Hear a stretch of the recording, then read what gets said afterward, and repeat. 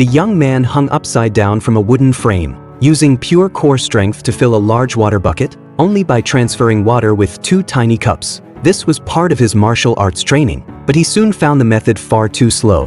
While his master was sleeping, he secretly swapped the cups for a ladle to make it faster. What he didn't realize, his master was fully aware the whole time. But instead of calling him out, the master waited. When the student pretended to be exhausted and proudly announced he'd finished, his master simply handed him 2 even smaller teacups and told him to pour all the water back where it came from. Confused but unwilling to argue, the man complied. Afterward, the master decided it was time for a lesson. He tied the student's hands and made him follow along with basic punches. But no matter how hard the master pulled, the student lacked the strength to keep up. So the master said, "If you've got no power in your arms or waist, we start with crushing walnuts." The student tried with all his might, nothing.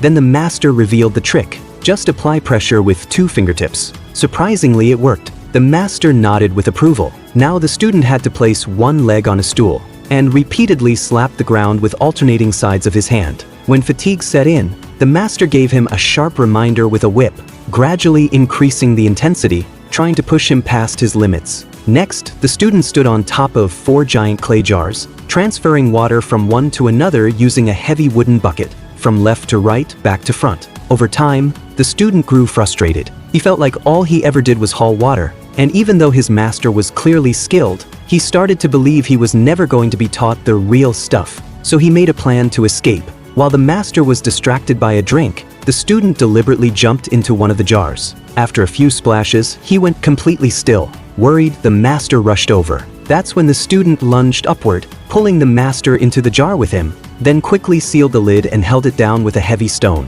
With his master trapped, he made a run for it,